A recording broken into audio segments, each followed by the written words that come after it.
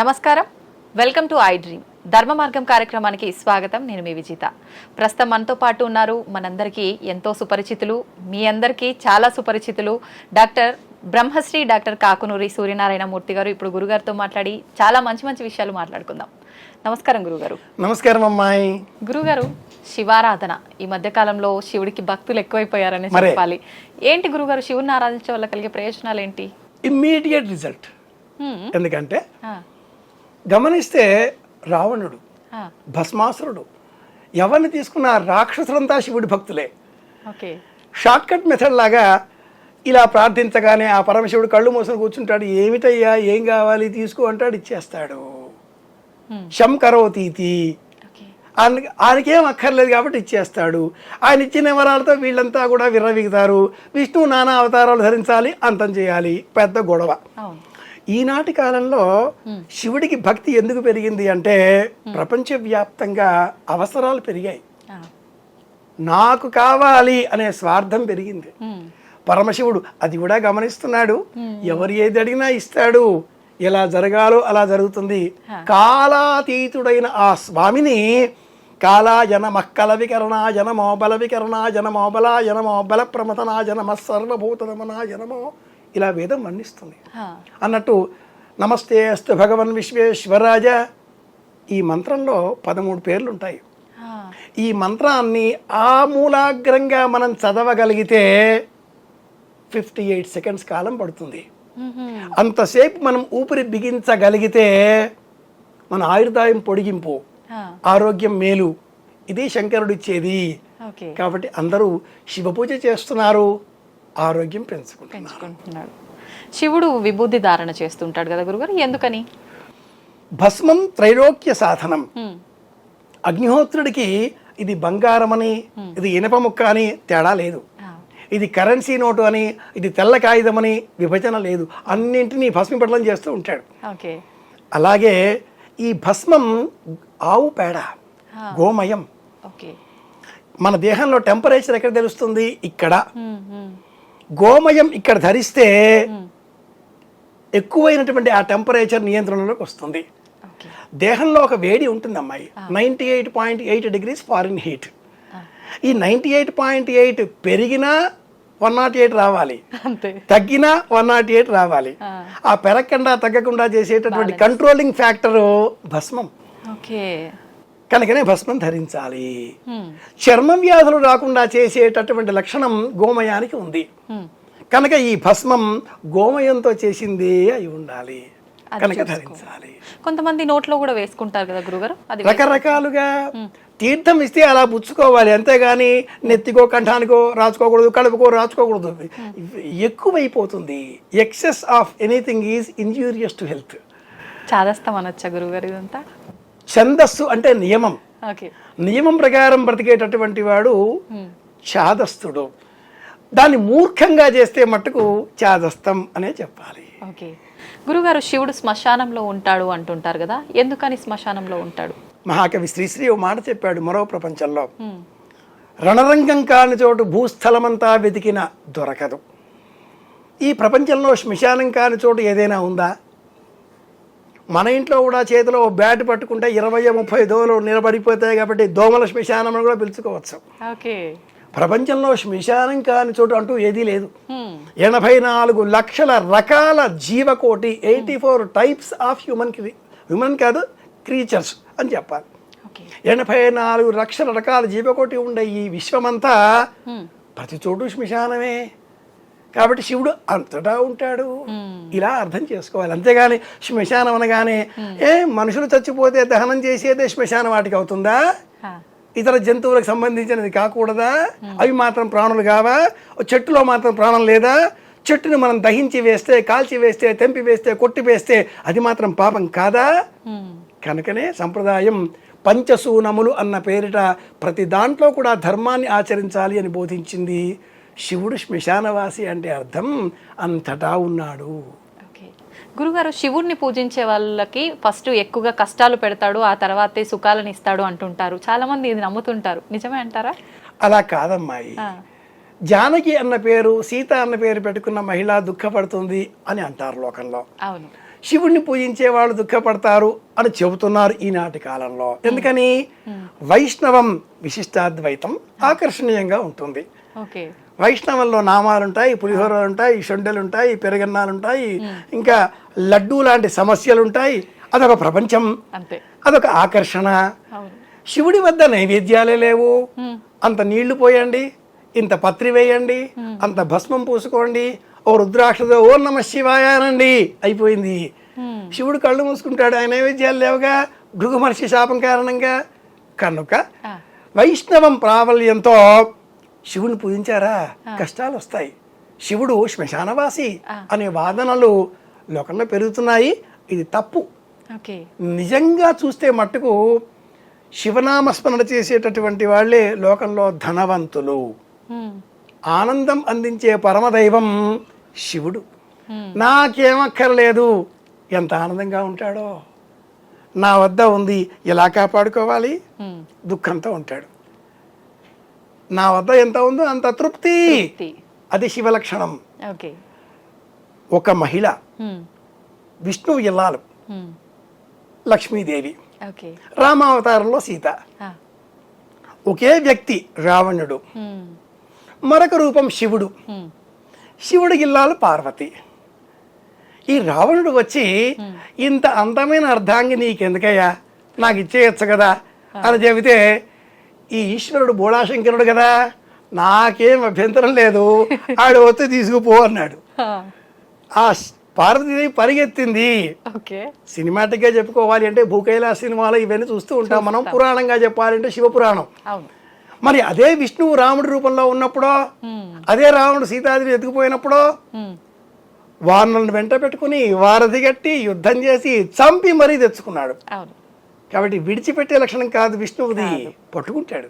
శివుడు ఇచ్చేస్తూనే ఉంటాడు. కనుక ఇచ్చే లక్షణం శివుడిది. శివుడిని పూజించే వాళ్లే ధనవంతులు.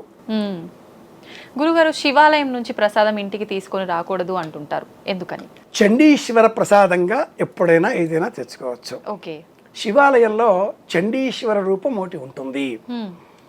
శివ గణాలలో శివుడిని పరివేష్టించి ఉండేటటువంటి భృంగిరిటి, నంది ఇత్యాదిగా ఉండేటటువంటి గణాలలో చండీశ్వరుడు ఒకడు. అలాగే మరి ఒక ముఖుడు అన్న పేరుతో చెప్పబడ్డ దైవం శక్తి రూపం కూడా ఆలయాల్లో మనం గమనిస్తాం. ఇవి విగ్రహ రూపంలో ఉండవు కదా, చెప్పబోతున్నాను. రాక్షస గణాలతో యుద్ధాలు ఏర్పడినప్పుడు ఈ ముఖుడు వారితో యుద్ధం చేసి వారందరినీ తినివేసి చివరికి ఆకలి తీరక తన దేహాన్నే తాను తినడం మొదలెట్టాడు. తల మాత్రమే మిగిలింది. ఆ తల శివాలయంలో శివుడి వెనకాతల ఉండేటటువంటి మకర తోరణం మధ్యలో ఉండేటటువంటి తల ముఖుడు అని పిలుస్తారు. అలాంటిదే మరి ఒక రూపం చండీశ్వర రూపం. శివుడిని అభిషేకం చేసినటువంటి నీరు ఆ ఆలయంలో నుంచి బయటకి వస్తుంది. ఆ చివరలో ఉండేటటువంటి బింబం చండీశ్వర రూపం. ఆయనకి ఇలా చిటిక వేసి చెప్పి, అయ్యా కాసింత ప్రసాదం ఇంటికి తీసుకెళ్తున్నాను, అందరికీ ఇస్తాను అని చెప్పి తెచ్చుకోవచ్చు, పర్మిషన్.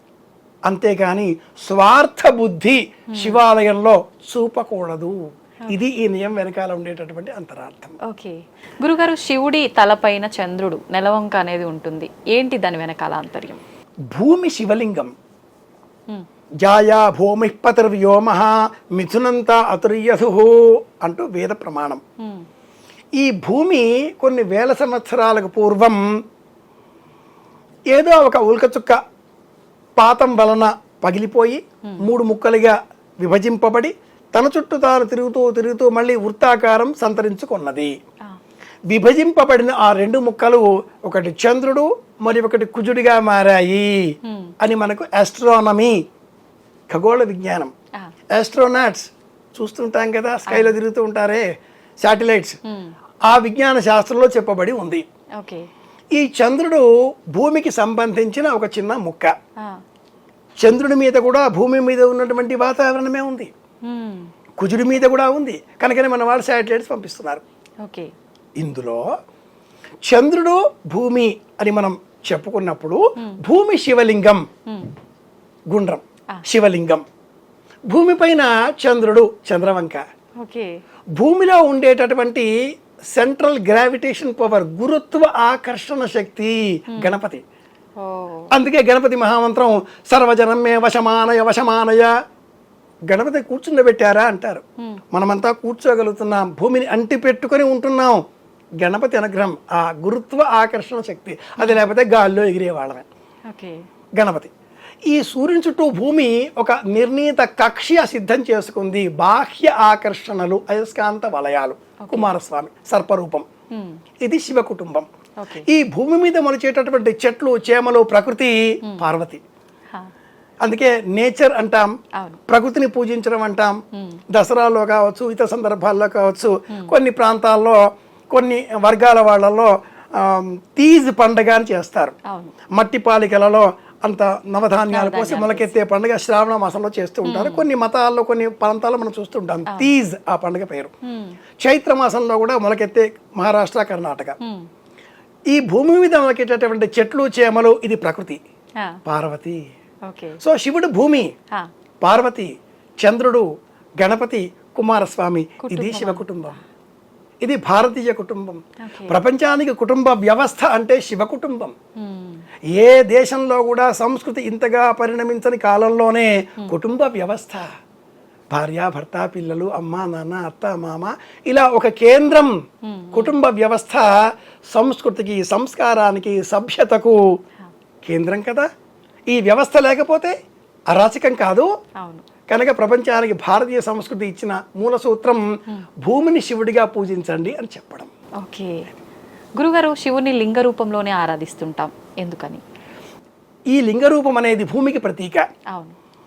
ఈ సృష్టి అనేది బ్రహ్మకర్తృత్వం, వృద్ధి కారణం విష్ణుకర్తృత్వం అన్నప్పుడు ఈ ఇరువురు, నేను సృష్టి కారణం కాబట్టి నేను గొప్ప, నేను వృద్ధి పెంపొందింపజేసే లక్షణం వెలుతురు కాబట్టి నేను గొప్ప అని విష్ణుతత్వం, ఈ రెండింటి మధ్య ఏర్పడిన ఒకనొక పోటీని శివపురాణం మహాశివరాత్రి నాడు లింగ రూపంలో ఈశ్వరుడు ప్రాదుర్భావం చెందినట్లుగా వర్ణిస్తుంది. ఒక జీవి ప్రాణం పోసుకోవాలి అంటే ఒక విత్తనం, భూమి కావాలి, నీరు కావాలి, వెలుతురు కావాలి, గాలి కావాలి, సమయం కావాలి. సమయం అది శివరూపం. ఇమ్మీడియట్ గా మనం ఒక విత్తనం మీద అంత మట్టి పోసి, ఇంత నీరు పోసి, అంత లైట్ వేసి, ఇంత తేజస్సు, ఏదో అయస్కాంతమో మరింకేదో ఏమైంది, మొలకెత్తదా? ఎందుకు మొలకెత్తుతుంది? It takes its own time. ఆ కాల రూపమే శివతత్వం. అందుకే కాలాయన మక్కలవికరణాయనమో, ఇది వేద ప్రమాణం. కనుక శివరూపం ఎప్పుడు మహాశివరాత్రి నాడు, మాఘమాసం, కృష్ణపక్షం, త్రయోదశితో కూడిన చతుర్దశి మహాశివరాత్రి అని పురాణాలు చెబుతాయి. నిజానికి శివరాత్రి 5: నిత్య శివరాత్రి, యోగ శివరాత్రి, పక్ష శివరాత్రి, మాస శివరాత్రి, మహాశివరాత్రి. ఆలోచించే శక్తి గలవాడికి ప్రతిరోజు శివరాత్రే. ఓకే. గురుగారు, శివరాత్రి అనేసరికి నాకు కార్తీక మాసం గుర్తొచ్చింది. ఎక్కువగా శివుణ్ణి కార్తీక మాసంలో ఆరాధిస్తూ ఉంటారు. శివరాత్రి ఆ మాసంలో కాకపోయినా కూడా ప్రత్యేకించి ఆయనకి మాసం ప్రత్యేకత అంటారు. ఏంటి దానికి సంబంధం, శివుడికి ఆ మాసానికి? జూలై 16, 17 నుంచి సూర్యుడి గమనంలో మార్పులు వచ్చేసి పగటి కాలం తక్కువ, రాత్రి కాలం ఎక్కువ అవుతుంది. మనం దీన్ని దక్షిణాయనము అంటున్నాం. అంటే శ్రావణం అది అయిపోయిన తర్వాత భాద్రపదం నుంచి సృష్టి ఆరాధన మొదలవుతుంది. ఆషాఢంలో వర్ష ఋతువు, శ్రావణంలో శ్రావణి అన్న రోజున వేదాధ్యయనం ఆరంభం చేయడం, భాద్రపదంలో మనం గణపతిని పూజిస్తాం. నక్షత్రాలు డీటెయిల్స్గా మనం ఫలితాలు కాదు ఇక్కడ, ప్రకృతిని, పర్యావరణాన్ని, మార్పులను గ్రహించి మన జీవితాన్ని మేలు చేసుకోవడం. ఆశ్వీజం దుర్గా, భాద్రపదంలో గణపతి, ఆశ్వీజంలో దుర్గా, కార్తీకంలో శివుడు, మార్గశీర్షంలో విష్ణువు, పుష్యంలో సూర్యుడు, రథసప్తమి. ఈ 5గురికి కలిపే పంచాయతనము అని పేరు. గణపతి శంనారగప అని సూత్రం ఆదిశంకరుల వారు ఇచ్చారు. గణపతి, పార్వతి, శివుడు, విష్ణువు, సూర్యుడు. ఈ 5గురిని 45 degreesతో 4 మధ్యలో ఏ విగ్రహం పెడితే ఆ పేరిట శక్తి జనరేట్ అవుతుంది. ఓకే, కార్తీకం ఈ 5 నెలలలో మధ్య వచ్చే నెల.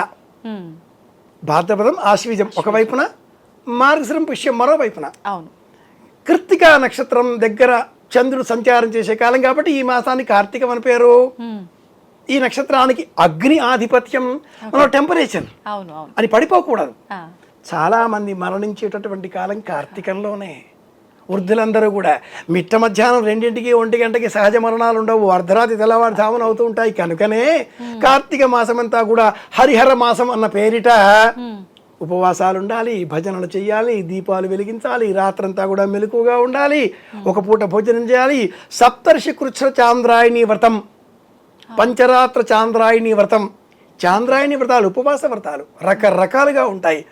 ఉపవాస చికిత్సా విధానం ఒక శాస్త్రం ఇది. ఉత్సా వెంకటరామయ్య గారు అనే మహానుభావుడు ఉపవాస చికిత్సా విధాన శాస్త్రం ఒక గ్రంథమే ఇచ్చి ఉన్నారు. వారి పేరు ఉత్సావారు. ఏమైతేనేం ఉపవాసం కూడా ఒక చికిత్స. ఎలా modern people they won't believe, they but question on me, how do we believe అంటారు. ఆపరేషన్ చేసే ముందు కనీసంగా 8 గంటలు ఏ ఆహారం తీసుకోకూడదండి అంటారు. తీసుకుంటే కొంప కొల్లేరవుతుందా? ఆపరేషన్ చేస్తే లోన ఏదో ఆటంకాలు, ఇబ్బందులు వస్తాయి. కాదు, ఆహారం తీసుకుంటే శరీరంలో ఉండే ఇంద్రియాలు బలం పుంజుకుంటాయి. ఆపరేషన్ ఉదరానికి కాదు, కాలికో కంటికో అయినా కూడా 8 అవర్స్ నో పదార్థాలు అంటారు. ఆపరేషన్ అయినాక కూడా 8 గంటల వరకు ఏం పుచ్చుకోకూడదు అంటారు.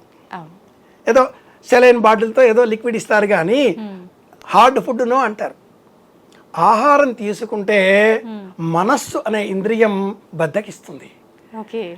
మెడికల్ టెర్మినాలజీలో వేసుకునే మెడిసిన్కి బాడీ రియాక్ట్ కావాలి, రెస్పాండ్ కావాలి అంటే మనస్సు యాక్టివేట్ అయి ఉండాలి. ఉపవాసం చికిత్స. అందుకే ఈ కార్తీక మాసంలో శివుడిని ఆరాధన చేసే పేరిట ఉపవాసాలు. అందుకే కార్తీక మాసంలో బిల్వం చెట్టు దగ్గర శివుడిని పూజించాలి, అలాగే తులసి మొక్క వద్ద విష్ణువుని పూజించాలి అని చెప్తారు. ఇది రహస్యం. గురుగారు, మామూలుగానే మనం శివుణ్ణి లింగ రూపంలో ఆరాధిస్తాము, మంచి ఫలితాలు పొందుతుంటాము, నమ్ముతుంటాం దాని గురించి. కానీ సోమసూత్రం కలిగి ఉన్న శివలింగాన్ని పూజించడం వల్ల ఎక్కువ ఫలితాలు లభిస్తాయని చెప్పి వింటూ ఉన్నాం. నిజమే అంటారా? అగ్ని పురాణం అని ఒక అద్భుతమైన గ్రంథం ఆన్లైన్లో ఉంది, అందరూ చూడొచ్చు. అగ్ని పురాణం 6వ అధ్యాయంలో శివ సంబంధితమైన వివిధ రూపాలు వర్ణింపబడి ఉన్నాయి. చాళుక్యులు, చోళులు, కాకతీయులు మరి విశేషంగా ఈ సోమసూత్రంతో కూడుకున్న శివలింగాలతో కూడుకున్న ఆలయాలను అనేక నిర్మించారు. సైంటిఫిక్ రీజన్ ఏంటి అంటే ఈ శివలింగం పైన ఉండే లింగం దిగువన ఉండేటటువంటి ఆ 4 కోణాలతో కానీ, వృత్తం కోణంతో కానీ, 16 పద్మాలతో కానీ ఉండి అభిషేక నీరు పోవడానికి ఉండేటటువంటి ఆధార రూపంలో ఉండే శిల, దాని పేరు సోమసూత్రం. దాన్నే పానవట్టం అని కూడా అంటారు. పానవట్టం, సోమసూత్రం. సోమసూత్రం ఆధారానికే పార్వతి అని పేరు. అర్ధనారీశ్వర స్వరూపము పార్వతి పరమేశ్వరుడు. ఏ వ్యక్తి అయినా ఒకడిగా ఉంటాడా? ఉండడు. అతడిలో శక్తి ఉంటుంది కాబట్టి స్త్రీ పుంసయోగోద్భవాం.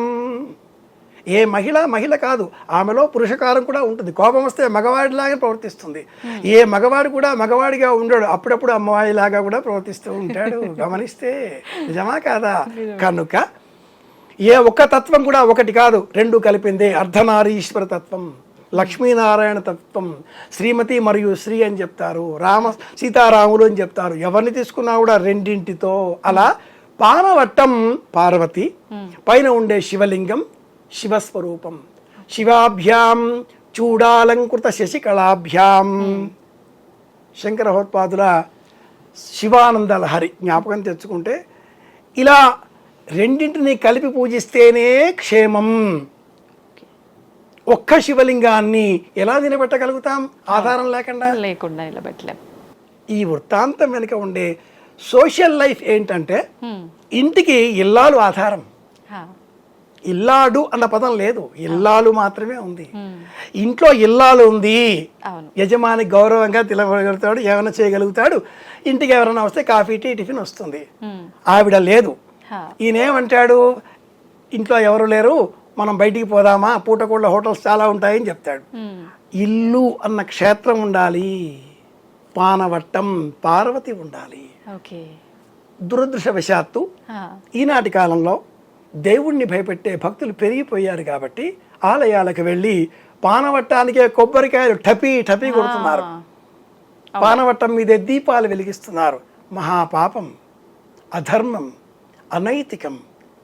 అనవసరంగా మీరు అతి భక్తితో, భక్తి ఆవేశంతో నష్టం కొని తెచ్చుకుంటున్నారు.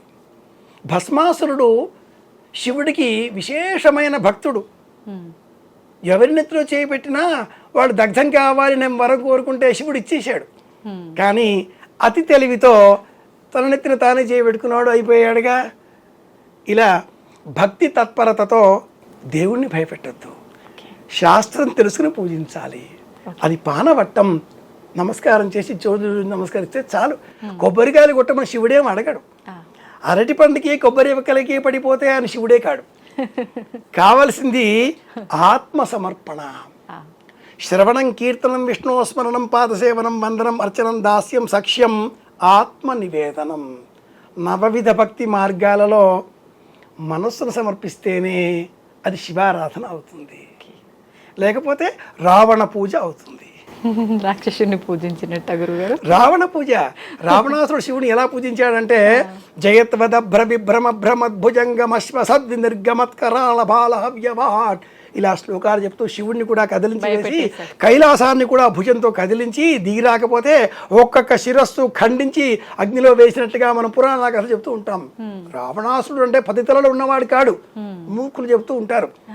10 రకాల ధ్వనుల చేత పరమేశ్వరుడిని స్తోత్రం చేసి కీర్తించి మెప్పించిన వాడు దశకంఠుడు అని చెప్పాలి. అంత తీవ్రంగా, భీకరంగా, భయానకంగా పూజ చేస్తే అది రావణ పూజ. అంతంత భస్మాలు పెట్టి, అంతంత రుద్రాక్షమాలికల మెడలో వేసుకొని, అంతంత కుంకుమ పూజలు పెట్టుకొని, అంతంత మెరిసే ఏమంటారు శాలువాలు ధరించి హుంఫట్ అన్నట్టుగా మాట్లాడితే అది రావణ పూజ, సాత్వికమైనది కాదు. గురుగారు, ఇంట్లో శివలింగం పెట్టొచ్చా? శివలింగ ఆరాధన ఆడవాళ్ళు చెయ్యొచ్చా? శివలింగ ఆరాధన మహిళలు చేయరాదు. శివలింగమును మహిళలు స్పృశించరాదు, శాస్త్రం అంగీకరించదు. ఎందుకని? భూమి పైన ప్రకృతి మొలిచి ఉన్నది, భూమిలో నుంచి వచ్చేది కాదు. భూమి అంతర్భాగంలో మళ్ళీ ద్రవరూపమైన గణపతి మాత్రమే మనం దర్శించగలుగుతున్నాం. భూమి అంతర్భాగంగా ఉండే మరి ఒక భూఖండం కరిగి ద్రవ రూపంలో యాంటీ క్లాక్ వైజ్గా తిరుగుతూ ఉండే నేపథ్యంలో పై భాగం క్లాక్ వైజ్గా, లోపలి భాగం యాంటీ క్లాక్ వైజ్గా జరిగే ఫ్రిక్షన్లో ఫిజిక్స్ ఫార్ములా. అందువల్ల ఈ భూమి తిరుగుతోంది.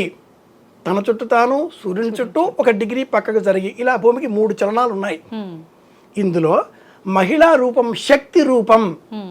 శక్తి ప్రదర్శితం కాదు, శివలింగం ప్రదర్శితం అవుతున్నది కనుక స్పృశించరాదు అని శాస్త్రం. కానీ ఇంటిలో ఎవరి పని వాళ్ళు చెయ్యాలి. భర్త చెయ్యలేని పక్షంలో కుమారుడు, మగపిల్లలు, ఇంటిలో ఉండేవాళ్ళు చెయ్యలేరు అనుకున్నప్పుడు ఆ శివలింగం పైన నీళ్లు పోయవచ్చు. స్పృశించి ఇలా నిమిరి భస్మం రాచి అలా చెయ్యకూడదు అంటుంది ఆచారకాండ. నిత్యకర్మానుష్ఠాన చంద్రిక అన్న గ్రంథంలో ఈ విషయానికి సంబంధించిన నిరూపణలతో కూడుకున్న శ్లోకాలు చూడవచ్చు. ఓకే గురుగారు, చాలా వరకు ఆడవారు ఆలయాల్లోకి వెళ్ళినప్పుడు అమ్మవారైనా సరే అయ్యవారైనా సరే పూలు తీసి పెట్టుకుంటుంటారు అక్కడివి. అలా శివలింగం పైన పెట్టిన పూలు ఆడవారు పెట్టుకోవచ్చు అంటారా? ఏ దేవతామూర్తికి సంబంధించిన పుష్పమైనా కూడా మనం చేయి పెట్టి తీసుకొని మనం ధరించరాదు. ఓకే, ఎవరైనా అందిస్తే ధరించవచ్చు. అలాగే శివుడి మీద ఉండే పుష్పాలు కూడా ఎవరైనా ఇస్తే ఎవరైనా ధరించవచ్చు. కానీ శివుడికి సమర్పించే పుష్పాలేవి, శివుడికి మనం సమర్పించే పుష్పాలేవి కూడా మనం చెప్పుకునేటటువంటి ఇతర దేవీ దేవతామూర్తులకు సంబంధించినవి కావు. శివుడికి సమర్పించే పుష్పాలు అర్క పుష్పం, జిల్లేడు పువ్వులు. ఇతర దేవీ దేవతలకు వినియోగించినటువంటి పుష్పాలనే మనం శివుడి పూజలో అర్పిస్తూ ఉంటాం. కనుక ఒక్క మల్లిక మాలికలకు మాత్రమే ప్రత్యేకత ఉంది కాబట్టి కూడా శివుడికి మనం మల్లె పువ్వుల మాలికలను సమర్పిస్తూ ఉంటాం. వాటిని కూడా ఎవరైనా తీసి అందిస్తే నిరభ్యంతరంగా ధరించవచ్చు. ఏ విధమైన విభేదాలు దైవ రూపాలలో మనం చూపరాదు. ఏకం సత్ విప్రాహ బహుధా వదంతి. సత్యం ఒక్కటే, అనేకులు అనేక విధాలుగా చెబుతూ ఉంటారు. ఓకే గురుగారు, శివ దర్శనం, శివ ప్రదక్షిణ మిగతా దేవుళ్ళ కన్నా వ్యతిరేకంగా ఉంటాయి అని చెప్పి వింటూ ఉంటాము. ఇది నిజమే అంటారా? నిజమే. శివ ఆరాధననే ప్రత్యేకం. నా రుద్రో రుద్రమర్చయేత్, నమస్తే రుద్రమన్యవ ఉతో తైషవే నమః అని నమ్మకం. మన్యు అంటే కోపం. కోపాన్ని తొలగించే శక్తికి మనం పూజ చేస్తున్నాం అంటే ఇంకెంత కోపంతో ఆ రూపం ఉండొచ్చు. ప్రపంచాన్నే లీనం చేసుకునేటటువంటి రూపం కదా శివరూపం. లయకాలం కదా. ఒక్క చీమ చంపితే చచ్చిపోతేనే మనం విలవిలలాడిపోతాం. అలాంటిది ప్రపంచంలో ఉండే సమస్త జీవకోటిని అంతం చేసి లీనం చేసుకుని మళ్ళీ పుట్టించే శక్తి పరమేశ్వరుడిది, మహాదేవుడిది. కాబట్టి ఇంకెంత ఆగ్రహం, మూడవ కన్ను కదా. కాబట్టి అలాంటి ఆ పరమేశ్వరుడికి ప్రదక్షిణలు ప్రత్యేకంగా ఉంటాయి. నందీశ్వరుడి వద్ద ఆరంభం చేసి చండీశ్వరుడి వద్దకు చేరి పానవట్టం, సోమసూత్రం, ఎక్కడైతే అభిషేక ద్రవ్యం వెళుతూ ఉంటుందో అంతవరకు వెళ్ళి తిరిగి రావాలి. పూర్తి చేయకూడదు. ఇలా 3 సార్లు తిరిగితే అది ప్రదక్షిణ అవుతుంది. అయితే గర్భాలయంలో కేవలం ఒకే ఒక శివలింగం మాత్రమే ఉన్న ఆలయంలో ఇలా ప్రదక్షిణ చేయాలి. ఈనాటి కాలంలో ఆలయాలన్నీ పంచాయతన ఆలయాలు ఉంటాయి కాబట్టి బెంగ పెట్టుకునే అవసరం లేదు.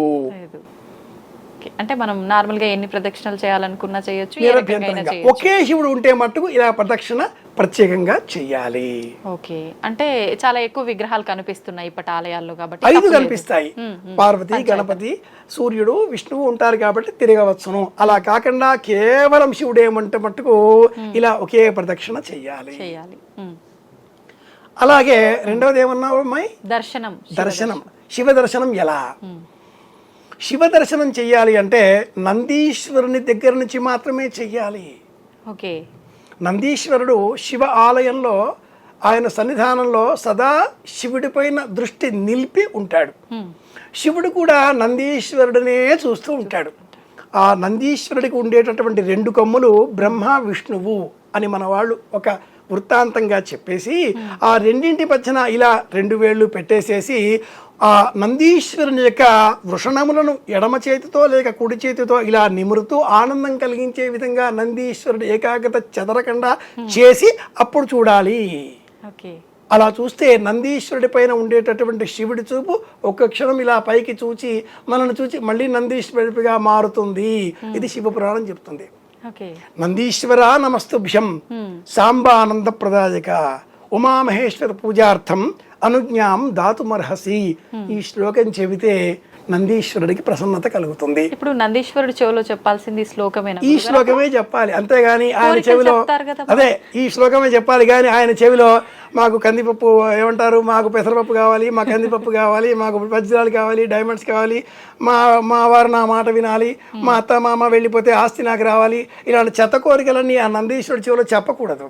చెప్పాల్సిందల్లా కూడా నందీశ్వర నమస్తుభ్యం సాంబానంద ప్రదాయక ఉమామహేశ్వర పూజార్థం అనుజ్ఞాం దాతుమర్హసి అనగా పరమేశ్వరుడు ఆనందిస్తాడు.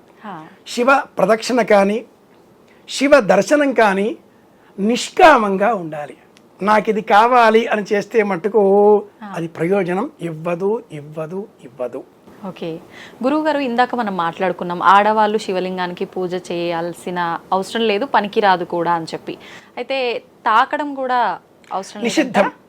మహిళలు శివలింగమును స్పృశించరాదు. మరైతే శ్రీశైలంలో స్పర్శ దర్శనం అని చెప్పి ఆడవాళ్ళు కూడా? మంచి ప్రశ్న. ఎక్కడ అనేది రెండవ ప్రశ్న వేసుకోవాలి. ఆలయాలు స్వయం వ్యక్తములు, దైవ స్థాపితములు, వ్యక్తిగత స్థాపితములు అని పలు విధాలుగా చెప్పబడి ఉన్నవి. ఆగమ శాస్త్రంలో స్వయం వ్యక్తమైనటువంటి శివలింగములకు ప్రత్యేకమైనటువంటి నామం ఉంది, జ్యోతిర్లింగములు అని పేరు. పంచభూత లింగములను అసలు ఎవరూ స్పృశించరాదు. జంబుకేశ్వరం, కాళహస్తి ఇవన్నీ మనం చూస్తున్నాం. 12 జ్యోతిర్లింగాలు ఏవైతే ఉన్నాయో వాటిల్లో స్నానం కూడా చేయకుండా ఎలా వచ్చామో అలా లోనికి వెళ్ళి శివలింగమును తాకి స్పృశించి నమస్కరిస్తే పరమేశ్వరుడు పరమానంద భరితుడవుతాడు. అవి మానవ నిర్మితములు కావు. ఇది స్వయంభూ కాబట్టి ఇది రెండవ నియమం. మన ఇంటిలో ఉండే శివలింగం ఎంత అల్ప ప్రాణంతో శక్తివంతమైంది ఇప్పుడు మనకు అర్థమవుతుంది కాబట్టి స్పృశించరాదు ఇది సమాధానం.